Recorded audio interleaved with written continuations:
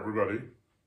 Good how morning. you doing? It's the CCJT Amateur Hour Production Values Coach. Hi over there, CC. And over there's JT. If you are new to our experience, this is a writer's podcast. This is, a podcast for independent writers, self-published writers. If you are a mainstream writer who has a big contract, please email us and tell you how you did it. Otherwise, what you have here is a podcast for, the common person, the person that, that works 8 to 5 and then does their very best to, find time in between those hours, between those working with family, between working a job, between commuting, is doing the best that they can to write. And that's what this podcast is more for. Well, and also, since we have done that in the past, but we're now retirees who are trying to build a second career, you might say, as self-published authors, we're going into that experience as well. Yeah. So if you are rich and famous, make sure that you put this all over your social media, because we could use the exposure. Hi, Uncle Steve. Yeah, hi, Uncle Steve. Anyway, thank you for joining us. Yes. We've been doing this this is episode 222.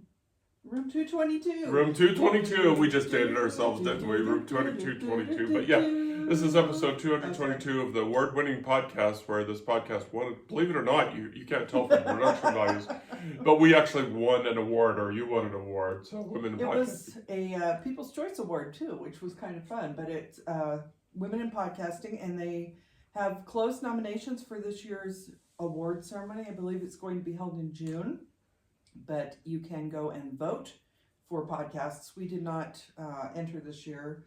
We, I think, may do it next year, because we've started a second podcast. So we've been a little busy. But if you want to go and check that out, we'll probably put a link in the blog, and you can go vote for podcasts, because it really was helpful. We got to do one of our local news programs talking about our podcast, KLO Channel 8, and Morning Break, good morning. And that was a lot of fun, but that actually, I think, has inspired us. It was one of the things that probably inspired us to actually start the second podcast, because we're hoping to use that one to help promote other authors like ourselves. And we should also talk a little bit about what inspired us to do the first podcast, and that's part of what is CC's wardrobe today. So the garden answer, and we're going to talk all about that, but we got up close and personal with a key member of that cast. It's so much so as I'm wondering if there's a restraining order coming up in the future. No, I don't think so. Talk very briefly, not briefly, but talk as long as you want about the garden answer. Okay, so actually, it's been quite a few years ago now, I believe, before they had any kids. But Garden Answer is a YouTube vlog where it is Laura and Aaron Laboutier, who live in Ontario, Oregon. They're very open about that. Their parents, Mike and Susan Kurth, own Andrew's Seed Company, which is also in Ontario, Oregon. And yesterday we looped around because we had done a trip to Boise, which we'll probably talk about in more detail, but we looped around to see the garden center yesterday. But I started watching that quite a few years ago. I was telling my coworkers at the time that it was my morning moment of Zen, because it is a very relaxing experience. They basically go out, they plant things, they have beautiful property, they talk about plants, they share their lives, and they share, as the kids are running in and out of frame, they share their kids. It's been fun watching their kids grow up. They have a couple of chickens and things like that. So everything about it is very relaxing, and it's almost meditative. And JT very kindly got me this hat last Christmas as a surprise Christmas gift. And this is actually my Garden Answer viewing hat. I wear my hat while I'm watching the show. I may actually use it out in the garden, but I don't want to get it too dirty. Ironically. But it's... I really enjoy their style of discussing their life. And in the beginning, Laura did much of the in front of camera work herself. And I guess her husband, Aaron, was working behind the scenes. But we enjoy the fact that, and JT doesn't watch the way I do, but we'll see it on in the background sometimes from his desk. and they do a weekly wrap-up video now where the two of them sit down and they discuss the videos that they did throughout the week, and they talk about their plans, they talk about their successes and failures, they talk a little bit about their family life, they talked about how they got together and how they got started. They both had other careers before they started doing this, but doing this garden vlog has enabled them to really expand. They were able to buy a large house, and they have, this morning she was saying that they now have 12 acres of property that they have beautifully landscaped now. They're in the process of working on a, there's a formal garden area near a garden shed. And I mean, you should look them up. We will put a link to their YouTube video. They also post things on Instagram, and they share some of their extended family's lives as well. So Laura worked at her parents' garden center growing up, and she and her mother and her sister often go to Boise, which is about an hour from Ontario, to do antiquing trips. And those vlogs are always fun too, because the three of them are just a joy to watch. So when we swung by the garden center yesterday, I look outside and JT was talking to Susan. Yeah, so you know, hi Susan. Hi Susan, and forgive me for saying this, Susan, but I had no idea who you were. You just seem like a very, very nice person. You seem Yes. like, which you are, a very nice person. And so we got to talking, and it's sort of, you know, the light is slowly dawning in the back of my brain here, going, oh yeah, this might be somebody that, you know, that CC knows. And so Yes. we got to talking about things. We gave her a business card very kindly, thank you, so of our podcast, and got to talk about grandkids and Yes. about gardening, and she was just very patient with us, you know, people with us, Yes. and very polite. So thank you for that, Susan. It was nice to meet you. And I just wanted to say that after having watched the videos where they do tours of the garden center, Andrew's Seed Company, if you are ever in Ontario, be sure to stop by because it is impressive. It's pretty. JT, you know, he's like, oh yeah, okay, we'll do this. But once we got there, I think he was really incredibly impressed by the bounty in there. They have a couple of chickens at the garden center, which were really cute. Which was fun. A lot of fountains and things like that. So it's almost walking through a botanical garden. And since we were from out of state, obviously we couldn't buy any plants. But I did buy myself something for my garden, so it was fun. Yeah, and so we took this quick divergence to say not so much to highlight, you know, the seed company and to highlight, you know, garden ants or anything like that, because they don't need our plug, so they're exciting. But what we do is you find inspiration where you find it, and you know, I'm not saying it was the inspiration for our little podcast, but it certainly was a contributing, you know, a major contributing factor for this format. And you know, someday we might, you know, grow up and be a real podcast, but right for now we're enjoying the way we do things. They enjoy the way they do things, and it all works out.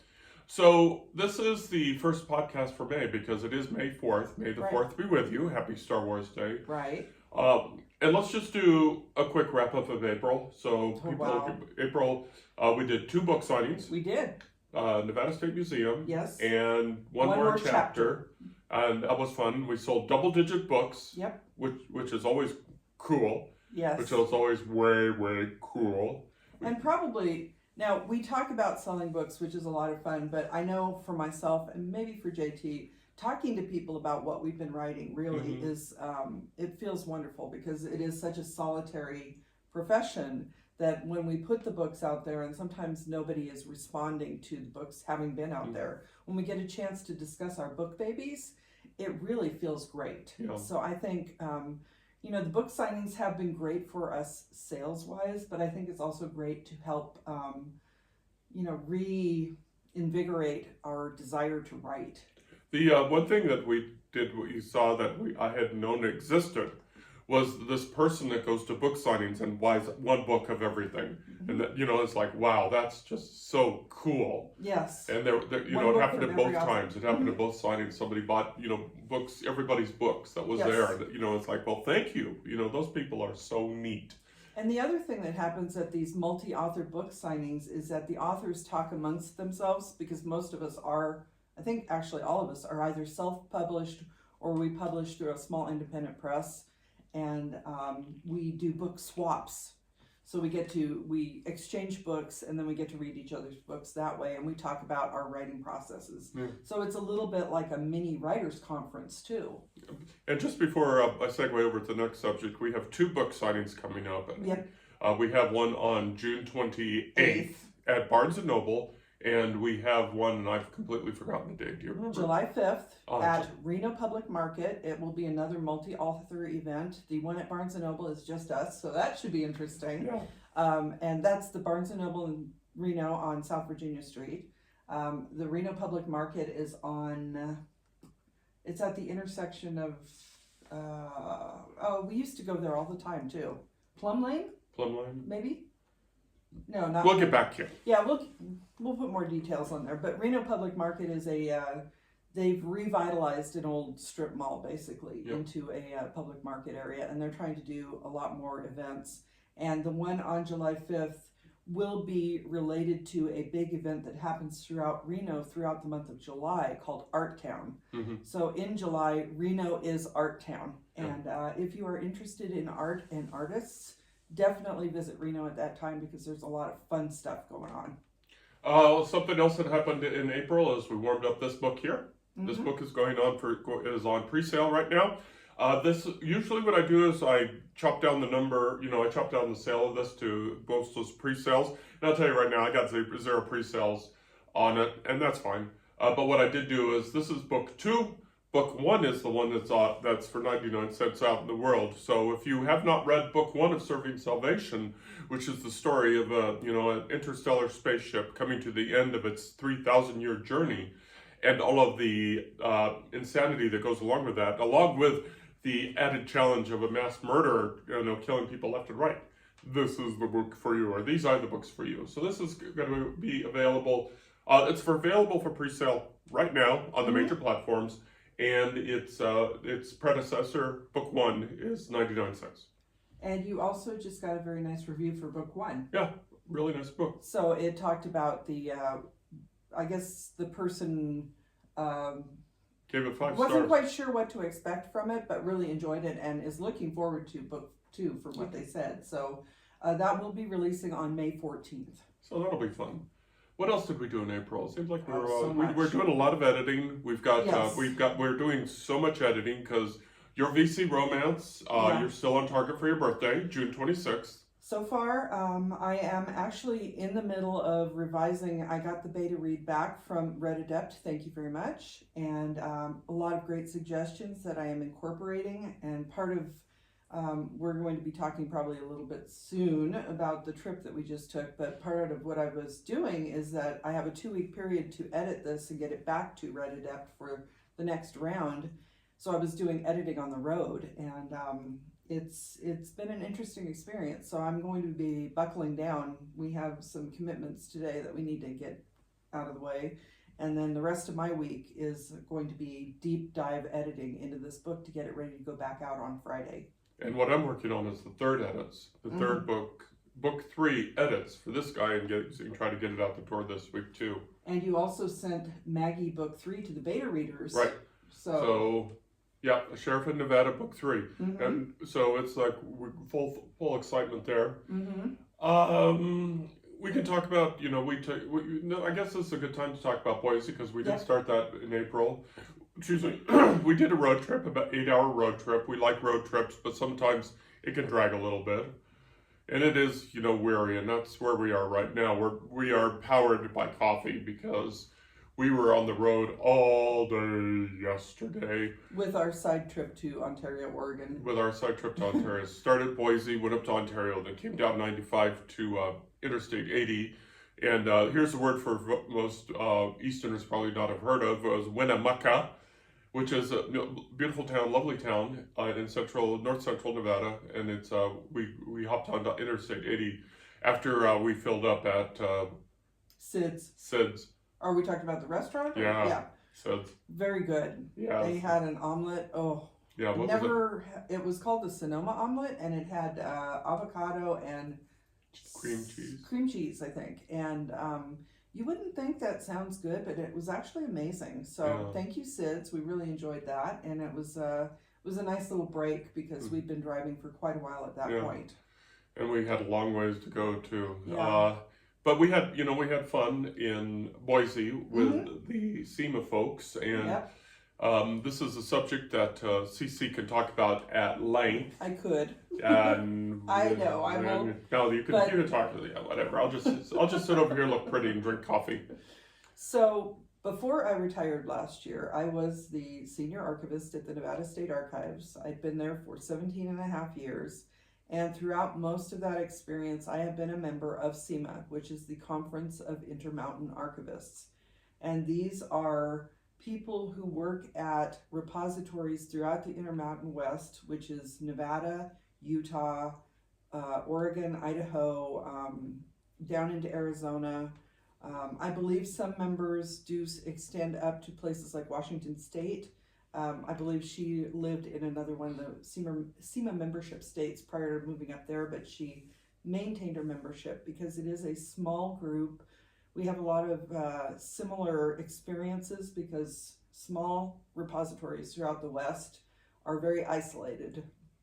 I was also briefly a member of the Society of California Archivists, and that is a very different beast because California has so many repositories that And so much money. So much money. They have a lot of benefactors. There are places, if people have heard of something like the Huntington, they have an archives there. But there are also a lot of religious archives through various church organizations. Disney. The Disney archives, yes. I had a very interesting conversation with someone who worked at the Disney archives at one point. And in the Intermountain states, we don't quite have the same support or the same funding. And a lot of the Intermountain repositories are completely unknown because if you're driving along Interstate 80 and you hit a little place like Winnemucca or Elko, we stopped at I can't remember the name of it specifically, but there was one in Eureka, Nevada. It was their old newspaper, like the Eureka something. And I was happy when we stopped there because at one point I was creating posters for Archives Month, and they were exhibiting one of our Archives Month posters. It was a Nevada State Archives Month poster, and it was all the way out in Eureka, which is on the opposite side of the state, a full day's drive from us. So seeing that out in the wild was amazing, and bringing these people together in CIMA is really important because that connection really helps people to collaborate with what resources they have. They share funding opportunities and things like that. So that's what we were talking about. And they give away fun swag like this tumbler, which is really cool. And so it was nice to see. I was hanging out with people that I used to work with at the Nevada State Archives. They did a very interesting presentation on a batch of slides that they received from the Nevada Commission on Tourism and Nevada Magazine. And I worked with both of those agencies at one point in my state career. So it's always fun to revisit that. And one of the presentations actually will play into one of my upcoming books because the Boise State University, which is where the conference was held this year, their archives has a collection based on silent screen star Nell Shipman. If you are a movie buff, if you're interested in learning vague movie trivia about really old movies, definitely look into the Boise State Archives because they have curated quite a bit on Nell Shipman. She was a fascinating woman. She had, like most of us, she had an interesting life where not everything went as smoothly as you think it should. And some of the details of her life actually mesh well with the third book in the series that I'm working on because it's more Hollywood-based ghosts. So it was nice to have the marriage of those two things, the archival and the writing related, come together. And this gives us actually an excellent opportunity to segue because inadvertently, even though you knew that archives are a resource, you inadvertently found another connection to your set of books. That you have a resource in order to bolster your historic writing, your historic romance. And it should be noted at this time that CIMA is not an enclosed organization. Right. Anybody can be a member of CIMA as long as you're willing to pay the dues. And doing so these and other similar organizations gives writers the chance, the opportunity to interface with the curators and the keepers of the historical documents, original historical documents, original research, which for some writers is not a big deal. Right. You know, I always think there's like a Harlequin template out there for historical romances. There actually are. Yeah, you know, it's like, the princess gets kidnapped, is saved by the, blah, blah, and they go through this, A plus B plus C equals D, you got a book. It's basically tropes and story beats. Yeah. If the writer is interested in going into a more factual-based system, such as you are doing, right, and wants to, what I'm thinking right now is like Jeff Shara and his Civil War novels, or actually he writes more than Civil War. And that's something that we can also talk about based on our trip last year and a potential book. Yeah, but if you are a writer who is looking for a particular era or a particular, nitnoid fact that is key to your plot, right, archivists are a fantastic resource. They're like librarians on Mountain Dew. That's fun. And of course, if you've ever dealt with librarians, and we all have, if you call them up or you go to them and say, hey, there's this famous internet story, I read this book when I was a kid and it had a green cover and it was about pirates. And then, a couple hours later, the librarian will find it. Yeah. Archivists are that times 10 because they know their collection well. They intimately know their collection. And if you want to, end up, in fact, the senior Nevada archivist at one time had a famous column in the Reno Gazette Journal debunking Nevada myths. Yep. Because as we were all growing up, we all heard the same myths about Nevada over and over again. And the very famous, locally famous, I should say, archivist at the time, guy Grosha,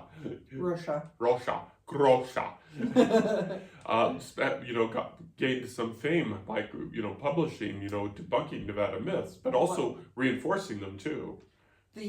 And you mentioned that he was famous throughout Nevada. He did gain a slight bit of national fame as well, because anyone who is from the West or from Nevada, that we pronounce the state Nevada. Someone from the East Coast, and some of this is accent, Nevadans really need to calm down every once in a while, but some people will call it Nevada. And people in Nevada, locals to Nevada, usually do not appreciate Nevada being called Nevada. Yeah. So Guy Rocha, during the time of the George W. Bush presidency, Bush had been talking about the state and said Nevada or something along those lines because he's a Texan. And so Guy Rocha corrected the pronunciation.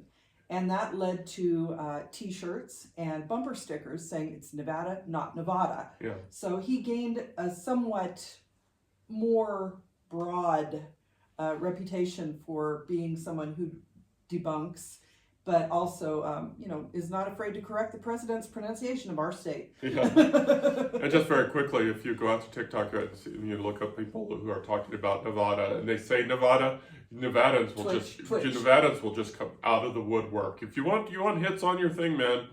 But anyway, back to the point being. The point being is, so what you have here is a room of information specialists and uber information specialists who know their individual collections and they know their work, they know the depth and width of the information that they possess, and then you put them all in a room together, and you just can't help going, nerds! But it's... Maybe him, but not me. But my point being is...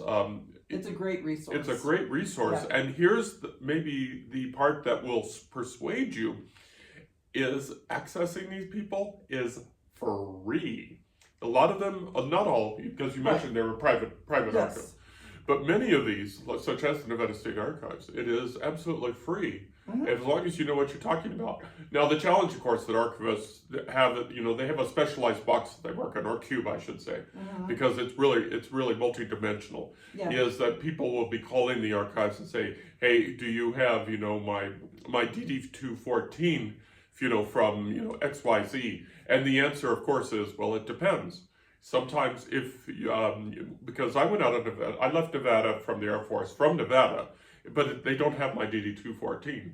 Because you separated in California. Because I separated, so it depends. The answer is always it depends, but they will tell you immediately, they don't have it, but you might find it here.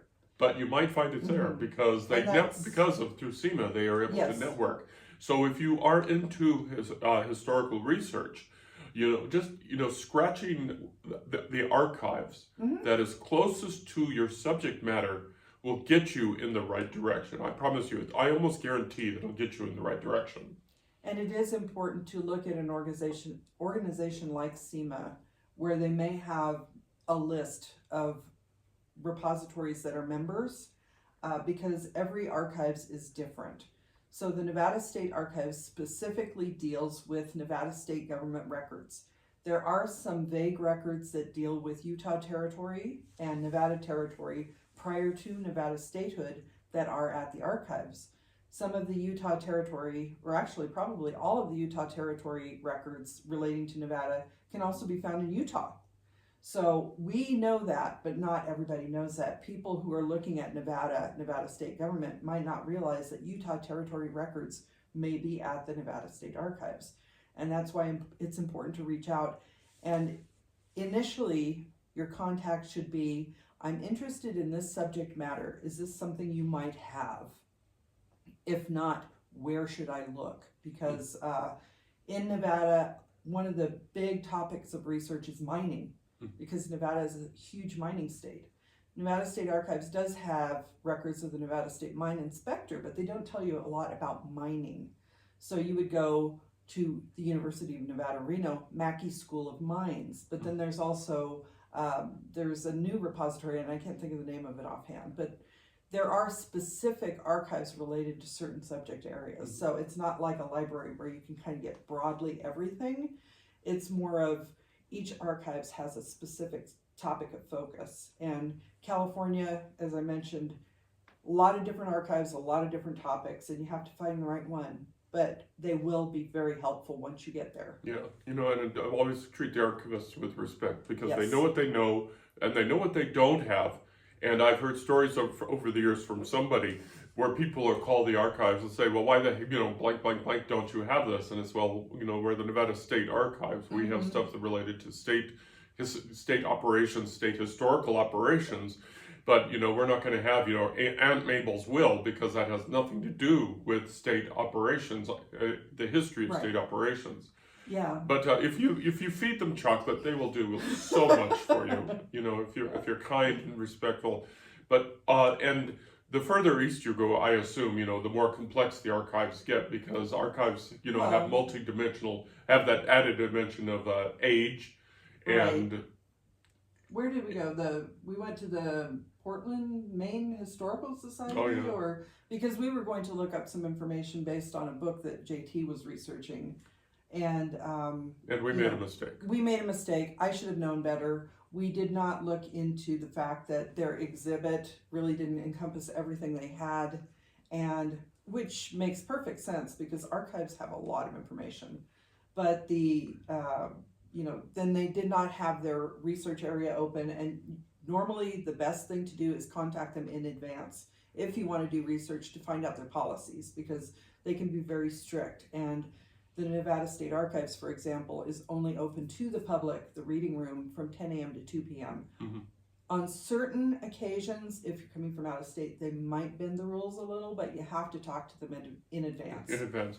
Which is, and of course, this is everything is about us, or everything is about me. When we were checking in to CIMA at the conference, I'm just the plus one. I was just sort of hanging on. The person manning the desk was the... She works at the University Archives at the University of Nevada, Reno. And I mentioned my grandfather's name, who was a longtime professor. She said, "Oh yeah, we've got stuff on him." She just completely pulled it out of the air because, again, archivists know what they have. And so when I mentioned my grandfather's name, she says, "Oh yeah, come on down. We'll do it." But I'm not going to just show up. No. I'm going to call ahead, or I'm going to email ahead, and so they have the opportunity to pull the pertinent records and go from there. And actually, I've been in the archives at the University of Nevada, Reno, and they have a very fun system of retrieving their boxes because a lot of archives do not get the big money items, but they have a system that's based on auto manufacturing, and I believe it's called Mars, but it's an automated retrieval system for their boxes. And it's a gigantic robotic arm that goes down and it goes to a certain area and just kind of pulls things. Watching this thing retrieve boxes is amazing. So because somebody used to have to climb ladders and stuff to get access. Yes, and prior to me working at the archives, they didn't even have ladders. So I don't know how they managed when they first moved in, but it is a being attached to a university. As we mentioned, some archives do get more funding than others.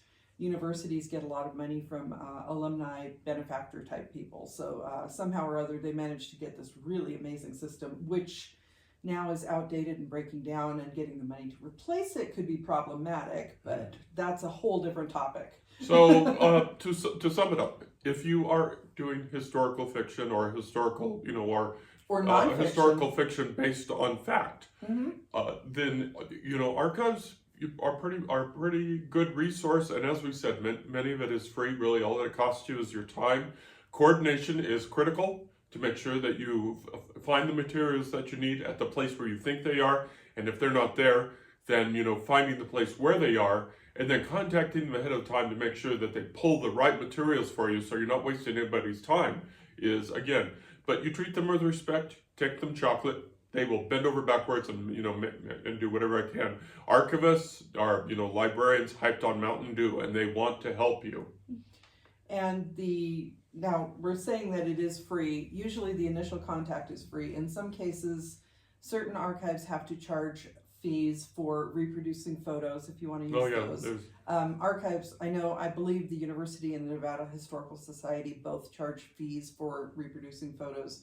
The Nevada State Archives doesn't charge fees for photos that are already reproduced, and the fees are minimal because they're based on what the legislature allows them to charge. So it's just basically the cost of a copy and the cost of staff time. If you do request research time, a place like the Nevada State Archives will not usually be able to do that. If they can, they will charge, I believe the out-of-state is $20 per hour. And that covers staff time because you are taking the staff away from their regular duties. And the Nevada State Archives has 2 archivists, a half-time assistant, and an archives manager. The archives manager is obviously doing all the administrative work, and the 2 archivists pretty much do everything else, and it takes a lot of time to find out some of the information that you're looking for. So I guess what I should caveat this as saying is by the self-driven author who is willing to do their own research and willing to do willing to make the effort. But still, it is still a fantastic resource, and you get a lot of bang for your buck. But again, check the websites, call ahead, coordinate, be respectful. And JT brings up a good point. If you want to go in and do your own research, they can generally bring you a subject area or something about a particular person. For example, you're looking for Governor Sandoval, who went from being governor of Nevada to the president of the University of Nevada, Reno. His governor's records are at the Nevada State Archives. So for example, you're researching him. Now, they can generally tell you that they have records. They have some subject areas, but they probably have not gone into depth. But if you go through those records and you happen to find something and you say you ask for a copy or something, you're going to start chatting with the archivist. You're actually helping the archives because you've identified something they didn't know they had. So the archivist will make note of that. And when researchers come in to work on their books, and for example, if JT had researched a sheriff in Nevada, the archives would have requested a copy of the book once it was published. They have a little library there, and researchers can actually look through those books. They'll normally have a bibliography that talks about, it may give you the box number and the folder number where they found a specific piece of information.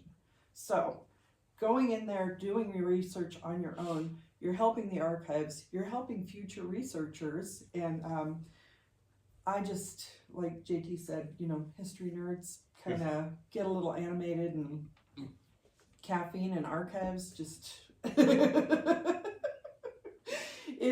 it's a win-win situation for everybody. So you're helping a lot of future people if you are doing that research on your own, and don't hesitate to talk to the archivist about what you found, because they will make a note of that. And then when a future researcher asks about it, they'll be like, oh, by the way, someone else has researched this, check this out. And then, that person will probably add to it. So I'm going to stop pontificating now. Push the button and go on. Okay, so check out your local archives if you are if you are writing historical fiction or fact-based historical fiction. Mm-hmm. We're going to wrap up today's podcast with a couple of reminders. First of all, CC very briefly mentioned the second podcast. We're going to go ahead and plug that podcast right here, and that's going to be starting on Wednesday, May 7th. Where we're going to be starting up the Nevada Authors Network. Mm-hmm. And we got a spiffy logo and everything, and it's all pretty and everything. I'll try to get it into the blog post. And what that is we're going to be interviewing, or we have interviewed, some local writers to talk about their works. We're going to be posting that on twomorebooks.com. And so we're going to be starting that on May 7th. So if you're interested in how self-published writers, local writers, do their thing other than, these people here, then that's going to be a fascinating podcast to check out. So we're going to get that going. And also we are heading up to the Sierra Arts Foundation this afternoon for the writers group at 2:00, which happens downtown in the building at the Old Riverside across from the Pioneer Center. And so we'll be at the Sierra Foundation. So if you catch this podcast, I'm hoping to get it up before then. If you catch this podcast and you want to join local writers from Nevada, that's where you want to be. And also we should say that so far the authors, I think most, if not all of the authors that we have interviewed, do have books available at the Depot Gallery bookstore in Sparks, Nevada. I believe they're expanding the bookstore to the Riverside Gallery where we have our meetings, so check those out for sure. At least the first series of episodes we did record in the Depot Gallery bookstore, which I think was the perfect backdrop for it. It was a lot of fun, and I hope everybody who was involved enjoyed it as much as we did. We will let you know the schedule of who will be posted each week as we go, but definitely, if you happen to watch that instead of listening to it, you will see the Depot Gallery bookstore, and you can go in there and purchase books from local authors, and it helps both the authors and the Sierra Arts Foundation. Yep. So, just a plug for the Depot Gallery bookstore. Definitely also check out the Riverside Gallery. And as I said, I believe they're putting a small bookstore in there as well. And you're supporting your local artists and a very worthy arts organization who is helping Nevada authors thrive. Yep.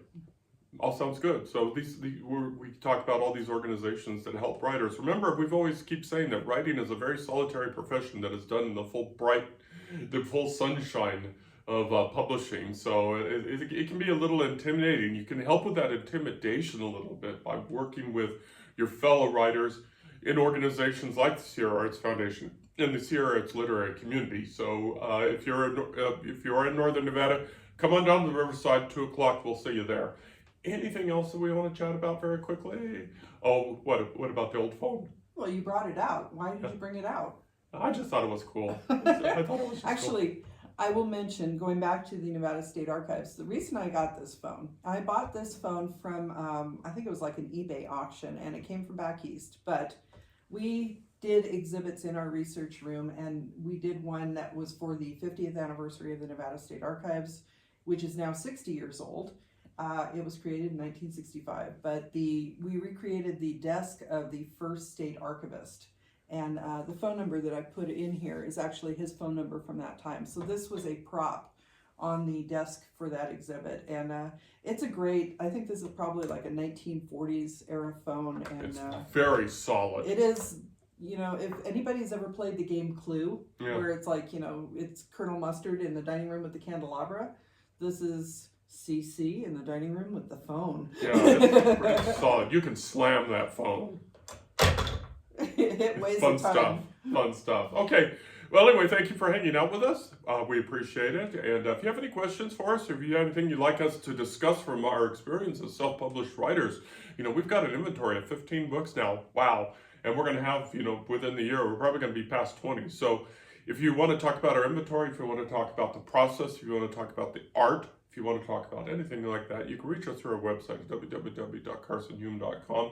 You can check out all 222 episodes of our podcast and our videos and stuff like that.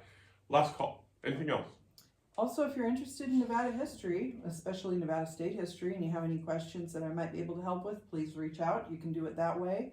I am going to start maybe doing a little freelance research for people on the side, so if you're interested in that. No.